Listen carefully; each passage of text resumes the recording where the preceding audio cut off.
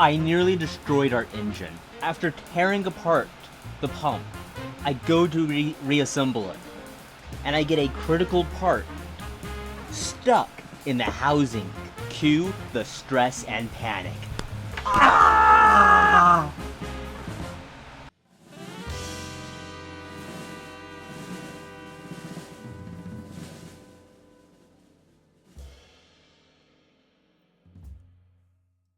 I am going to be rebuilding the diesel pump now. The first thing I need to do before I can even take anything of the pump apart is I need to remove the gear. With the gear removed, I can remove this back plate, I can pull the drive shaft out, all the good stuff. So, yeah, let's try taking things apart.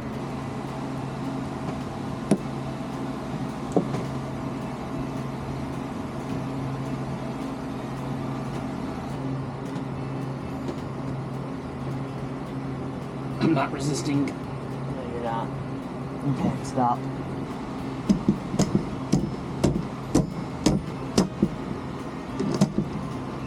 So, we got the gear off the front of the pump.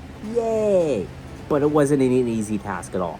We initially started by trying to use various combinations of breaker bars and spanners to try to break off the nut that was sitting on the front here. However, for something that was spec'd at 51 pound-feet of torque, it didn't really feel that way.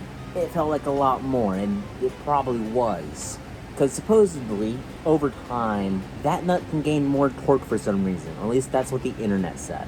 So anyways, what we ended up doing is calling in for backup. Luckily, we know an expert in the marina we're in, and that would be our dad. Thank you, Dad, for the help. He came over with a bunch of his tools, and more importantly, his experience, and helped us get the gear and everything off. What it took was an impact wrench on the nut with something jamming the gear. Very quickly, the nut just popped right off, and I was like, woohoo! Then on the next step, we pulled out one of these fancy gear pullers from Harbor Freight.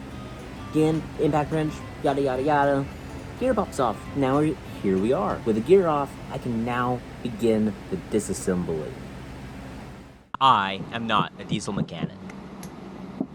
So, I am using YouTube videos to guide me through the process. I begin by removing the overflow fitting. Turns out it was rather snug, so the breaker bar was necessary. My next step is to remove the full load screw. However, there is an anti-tamper cover over it, so I have to cut that away first.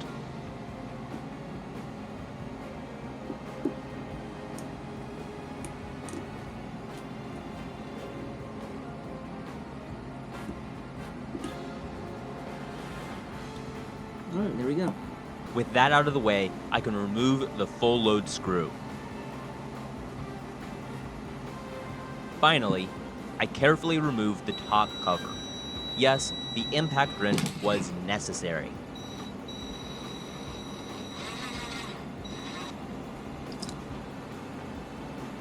That works. Now, I just have to pull the governor shaft out, and the flyweights come out as well. Then, with the impact wrench again, I remove the delivery valves. I pop the cap off the distributor head and proceed to remove it. It is super simple. Then to remove the plunger. Then the cam plate. Good? Yep. And then I pop the caps off the timing piston and it comes right out. Then the roller carrier comes right out as well. This leaves the drive shaft, which slides right out.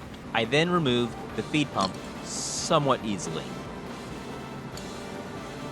There you stuck.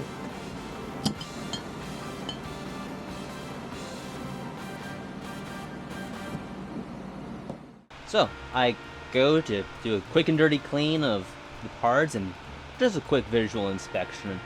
And now I go to reassemble. And I go to put the first part to go back in, the eccentric ring for the feed pump. I go to put it in, and I get it stuck halfway down the housing. Oh no, it's stuck.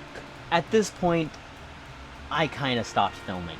It's somewhat hard to keep filming when the cheap but challenging project goes from, oh, this is challenging, to, oh no, did I just wreck our one and only diesel pump? Now am I going to have to go spend thousands of dollars to buy a new one? It would be absolutely horrific if my own naivety and novice leads into what was supposed to be a rebuild and turns it into a replace. But I can tell you one thing, and that is we were able to salvage this. Let's go take a walk down what that path had to be, and I'll try my best to illustrate what had happened. So, with the eccentric ring stuck, what's the best way to make it unstuck? You know what? Let's try cooling it down, because, you know, cool things down, parts shrink, things usually loosen up, right? Let's do that. So Anna goes into the freezer. Let's see what happens. And then, when it comes out of the freezer, we can try whacking it with a stick and a hammer. And maybe that will move it somewhere. And it did. But not in the way we wanted. Because what we did is we knocked it all the way down to the bottom. But it was orientated just slightly the wrong way. So, take it, put it back in the freezer again. So we kept trying to cool it. And then, pulling it up with a giant set of gear pullers. But this wasn't quite working out well. We were having to apply so much force. And at the same time, the gear puller, besides almost wrecking the eccentric ring, it was wrecking the sides of the housing. And all that banging we were doing, that wasn't doing us any favors either on the housing or the eccentric ring. And through all of this, we were having so much trouble. We were even working with our dad on this, and we're still having trouble. Anyways, you remember how I have a degree in mechanical engineering? You see, when you cool something, it will shrink in all dimensions. Outer diameters, inner diameters, lengths, widths, etc. Everything shrinks. Thing is, when we're trying to remove a ring from inside another ring, cooling it all down might have been doing us less favors than we hoped. In fact, it might have been hindering us. But like any half-decent engineer, this totally slipped my mind. But you know what might work? Instead of cooling everything, let's heat everything. Especially since the housing and the eccentric ring are probably two different materials. The housing, I think, is aluminum and should be expanding a lot more than the eccentric ring, which I think is maybe a steel. So if we heat the entire thing nice and warm, maybe this will get easier on us. Alright, so let's try putting it just up here in the sun for now. And maybe after a little bit it'll get nice and hot and we'll be able to pull that ring out with the giant gear puller again. And guess what? It worked! It got a lot easier and we were able to pull the eccentric ring out. So maybe all's good that ends well?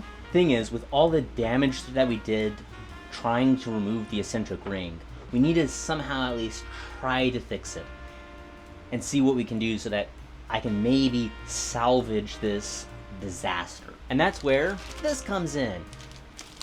This thing in a bag that I am not taking out of its bag is a honer. It's meant for doing engine cylinders, but this looks like a cylinder to me. So we stick it in there with a drill, and we do our best to try to clean up a bunch of the scratches and everything. And we do a fairly good job at that. So I think maybe we might have salvaged what could have been a really, really bad day. Now I'm back to doing the reassembling. And on another note, the housing isn't totally trashed.